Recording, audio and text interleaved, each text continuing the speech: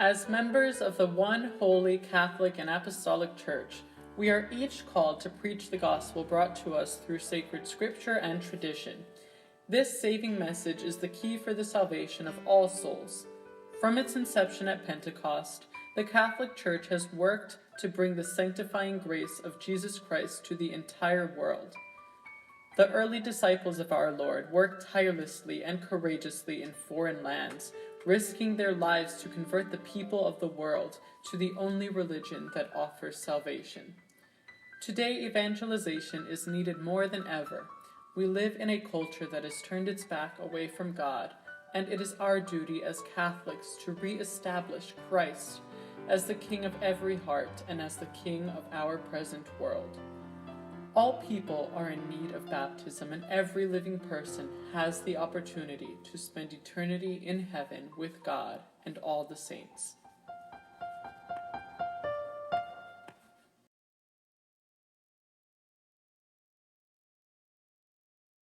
Well, it's obviously not a new gospel. Right. It's the ancient gospel.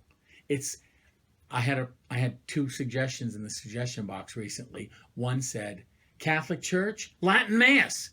The other one said, stop going back to pre-Vatican II. So we're still fighting a lot of things out. The new evangelization, another phrase that was frequently used in the time of Paul VI, was a new springtime in the church. It's a new evangelization because we have new opportunities and we have new tools. The second document issued at Vatican II after liturgy was on communication.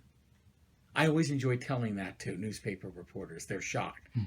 And now here are these old celibate men sitting in St. Peter's, and they're saying, we need to embrace all the new means of communication. They had no clue what was coming along. Today. Most of us didn't. Cell phones, Facebook, Twitter, all this stuff.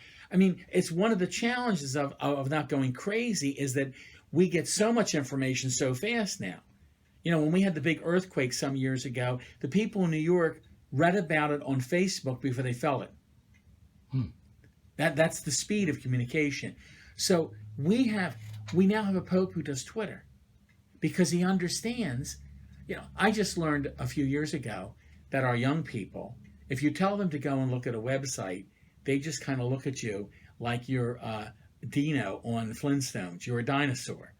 Because most young people don't go to websites anymore. They're going to the other means of communication.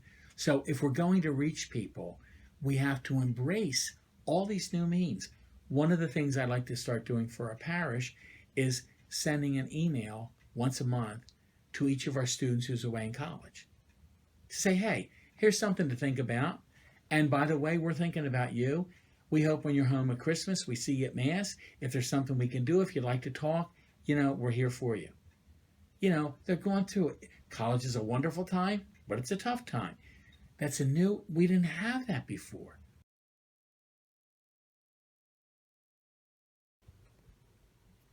I think that the church has forgotten that evangelization includes a call to conversion. And I think that by implementing the tradition that the church has practiced for 2,000 years, we will find ourselves as a church again, who we are. And by knowing who we are, we will help others to discover who they are called to be, which is a saint.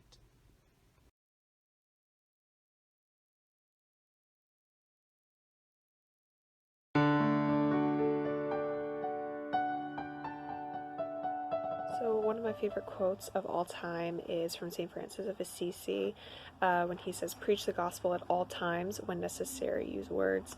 And I think that that's such a great thing for us to remember, that evangelization should be an everyday thing. The best evangelization comes by example, and with that, when people see the amount of love and joy that you exude, even when doing the everyday, even when doing the mundane, it makes people wonder about it, and they say, what is different about that person? What do they have that I don't have?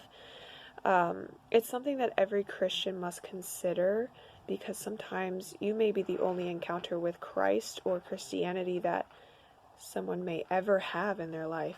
So you have to make sure that with everything you do, even if it's not your words, that you're sharing a message of love and not one of grumpiness or even just shallow happiness, shallow joy. Because anyone can smile, anyone can, be shallowly happy on the surface, but not everyone can integrate joy, true virtuous joy, Christ-like joy, in their everyday actions. It's a lot of pressure, but the more we hand over our daily actions to Christ and keep Him at the center of our actions, the easier it gets. I think it's important to remember, the Saint Therese quote of "Do small things with great love." That's how we win people today, not by shoving Bibles down their throats, not by shouting, "You're going to go to hell for doing this sin," but by loving people and encountering them where they are, just as Christ does with us. So I think that evangelization is an everyday thing, and not in the way that you may think, but just in the way that you conduct yourself. And the more that you keep Christ at the center of your own actions, the more the evangelization works, because it's really Him doing it through us, not us winning them over through our own talents. It's God working through us.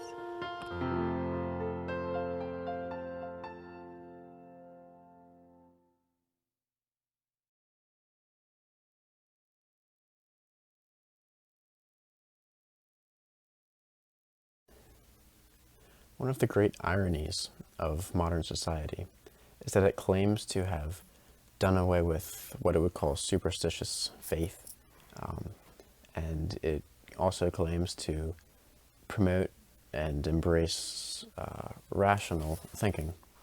But in fact, the opposite is true, because so many people place their faith in unfounded, ungrounded science, in news agencies and politicians, rather than in God, of course.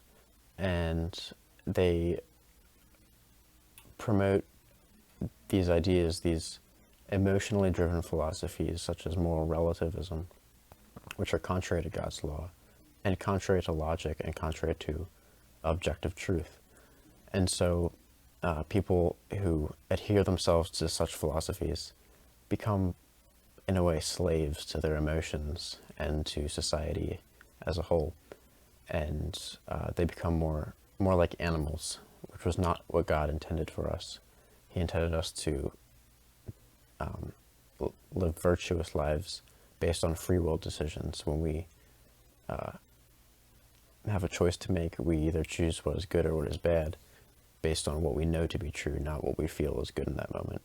And that is how we're supposed to live our lives.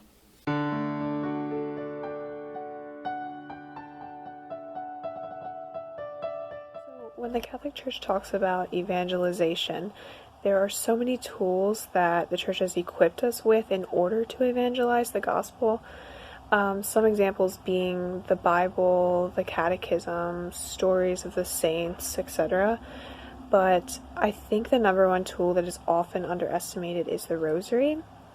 When the Black Robes were coming over from Europe to the New World, they weren't carrying huge books or priestly garments or anything like that.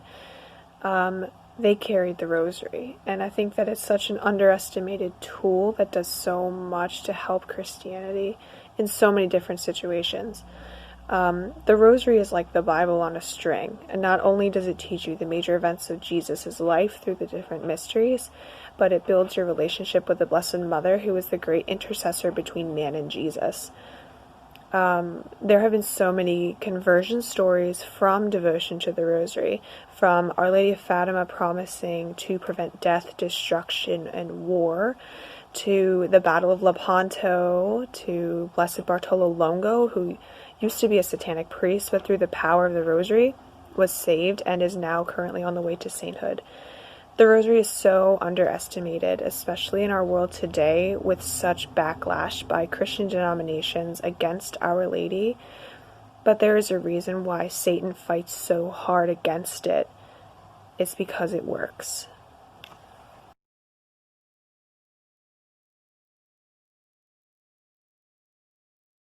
The secret is the most effective way to evangelize is to share the contagious joy of being a friend of Jesus Christ. That's the opening move. That's the best step.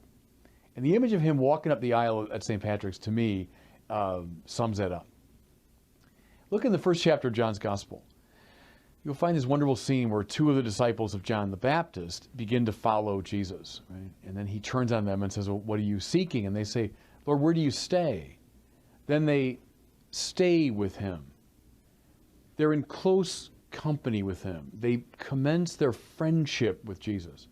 And then we hear, right away, immediately, they declare, we found the Messiah. Andrew, in fact, brings his brother Peter to Jesus. We found the Messiah. Notice in that little scene now, the rhythm of all good evangelization. It begins with friendship with the Lord. It begins with this intimacy with him, which leads to joy, which then leads to the desire to share that joy. That's the right rhythm. The friendship and the joy come first, and then the desire to share it.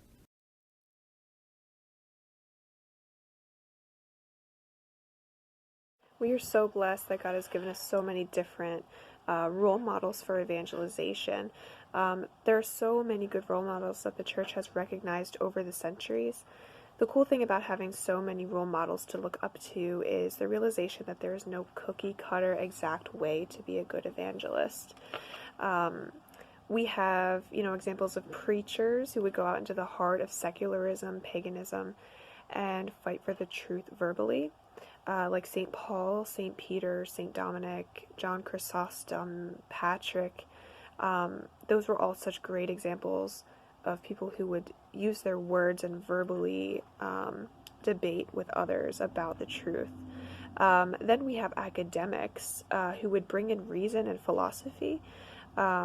St. Augustine was a great example of this. St. Thomas Aquinas, they would go back to the old Greek philosophers such as Aristotle, Plato, Socrates, and use natural reason to reach people. St. Bonaventure, St. Jerome, Catherine of Siena, these are all really great examples. Then there were those who evangelized through their love and personal relationships with others, like St. Teresa of Calcutta, St. Elizabeth of Hungary, St. John Bosco. The Blessed Virgin Mary is the best example of that. All of these examples can help us to understand that God calls us to be who we are. None of these saints that I listed changed who they were. They kept their unique personalities and talents that God gave them and used that to evangelize. One of my favorite quotes is from 1 Peter 2:9. It says, "However, you are chosen people, a royal priesthood, a holy nation, people who belong to God. You were chosen to tell about the excellent qualities of God, who called you out of darkness into his marvelous light." That quote just reminds me that God created us in certain ways for a reason. You were created the way you are for a reason because God knew that the world needed a you. The world needs a you, or else God would have created you differently.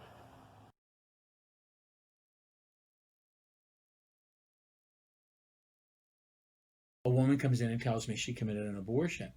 I'm not going to yell at her. My heart is in anguish because, this woman comes in and says, Father, you said that you wouldn't judge? And I know I can't judge. I can't judge myself, let alone judge you. And you said God could forgive anything? Yes. The only sin God can't forgive is if we don't believe he can forgive. He can't get around that because of free will. And I knew exactly what was coming. She sat down and said, I had an abortion 12 years ago. And of course, my heart went out to her. But at the same time, I'm so grateful to God because I'm blessed to be allowed to be with this woman, revealing a deep, dark secret that has burdened her for 12 years. And I can see her let go of it. I can see her put that down at the feet of Jesus and go out standing straighter, being more hopeful, hating herself less because of the sacrament.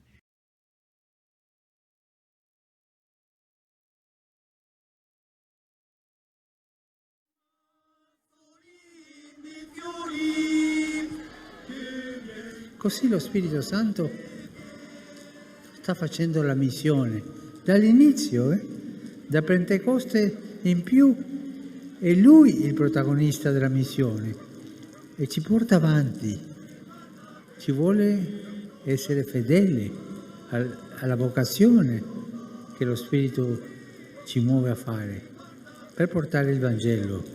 Chiediamo anche noi oggi allo Spirito Santo un cuore aperto.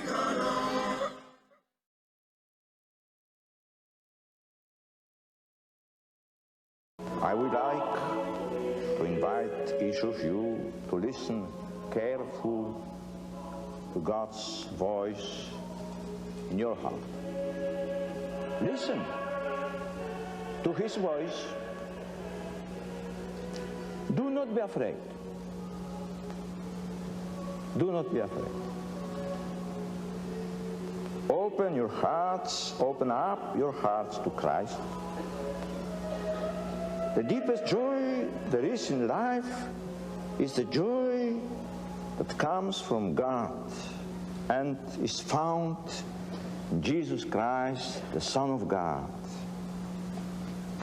Jesus Christ is the hope of yours, is my hope. He is the hope of the world. Evangelizing is in fact the grace and vocation proper to the Church, her deepest identity. She exists in order to evangelize, that is to say, in order to preach and teach, to be the channel of the gift of grace, to reconcile sinners with God, and to perpetuate Christ's sacrifice in the Mass, which is the memorial of his death and glorious resurrection.